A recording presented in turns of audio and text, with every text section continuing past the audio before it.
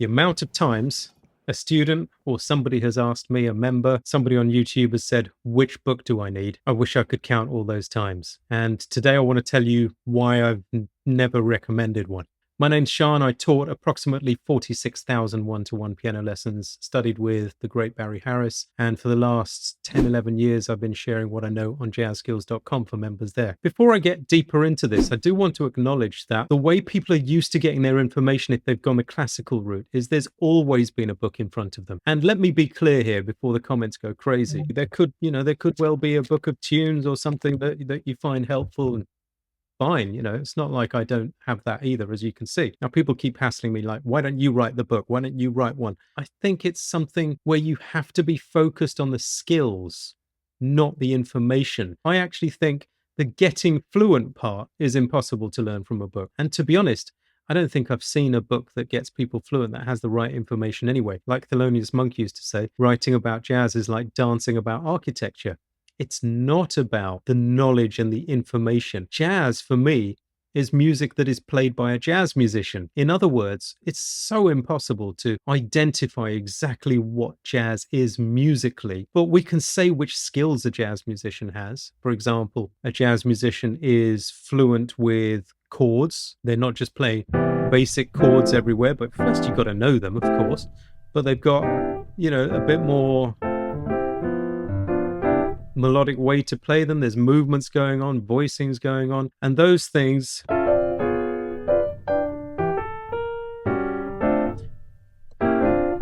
let's finish it up.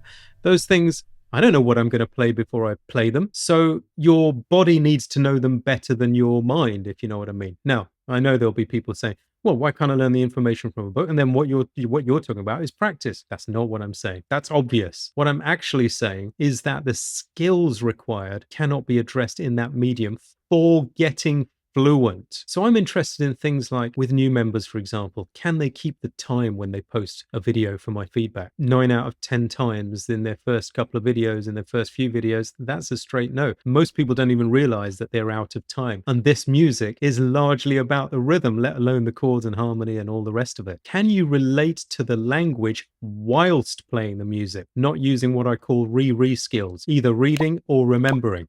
Can you process the language, the chord progressions, whilst the music is going past in a way that it makes sense to you and the language of a tune makes sense, and therefore you can relate one tune to another even if they're in different keys because you've seen these patterns again and again. So you don't have 1,000 data points that are disconnected. You have a few that you can spot in different tunes because you've had a way to learn and practice what's important, especially if you're trying to learn jazz standards. That's who I'm talking to here. We work with people who learn jazz standards, want to play piano. It doesn't matter if you're solo, in a group, whatever, but that's the focus that I'm putting here. How is your pedaling and your phrasing? So generally people over pedal so much, so I hear this sort of play.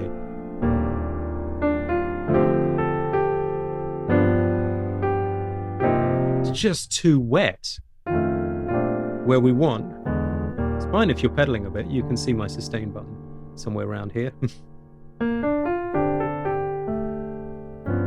But we try and keep things clean, right?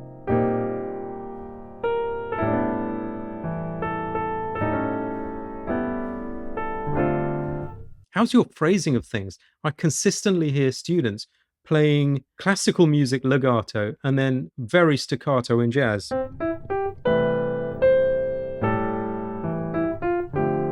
As if it's not one phrase.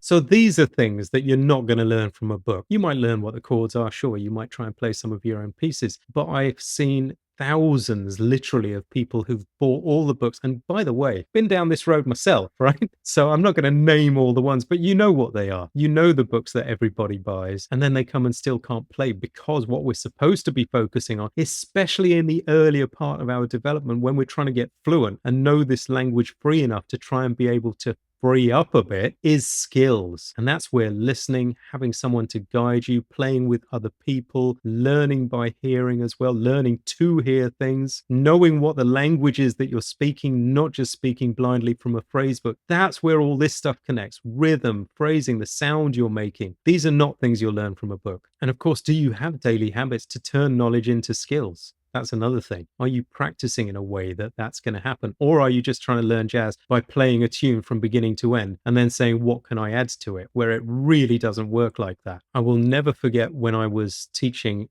in a bookshop. So they had some teaching rooms and they asked me if I would speak to somebody who was a teacher and wanted to teach jazz in their class. So I said to this person, yeah, what are you looking for? What do you need? And they said, I'm fully classically trained. So, it's not for me. This is for my students. I want to know how to teach them improvisation. Like a book is going to teach them how to teach somebody else to improvise. So my first question was, do you improvise? No. What are you going to be improvising over? Jazz standards? Because, that's what I do, or at least some chord progressions or something. Are you fluent with that sort of stuff? No, but I am fully classically trained. I'm fully classically trained. So it's that that is really hard to work with when people think that that is enough, that it doesn't matter. You put something in front of me, I'm going to be able to play it. But which language skills will you have when you're playing? Now, let's say that you're more fluent and you want to learn some things about maybe what Oscar Peterson or Charlie Parker or Art Tatum played, and you buy a transcription. Okay, I can see that. However, even within that, I've learned so much more when I transcribe something myself rather than just get the transcription, because I'm working on skills that I didn't have previously. My old teacher, Leon, used to say, if he can get someone to actually do a bit of their own transcribing, it's so much more valuable than buying the transcription book. In fact, how many students have I met with the Charlie Parker Omnibook who don't sound anything like Charlie Parker? So what's the other bit, right? I would say that often people come for the information, but what they really require is training. Why do you think Gordon Ramsay, who certainly knew how to cut an onion at 22, was given a job of cutting onions for 15 hours a day, 6 days a week? Because it's about mastery. And those of you who are already saying, yeah, but you could learn the skill, you could learn it from a book, and then you can do the practice in cutting. I haven't even seen a book that teaches anything that we do with students to show them what's important to get fluent, in which order, how to practice it, and how to put it together. And even if it did, it still won't solve that biggest problem of rhythm. People rushing, not playing in time, not feeling swing, not having a way to learn how to get jazz rhythm down.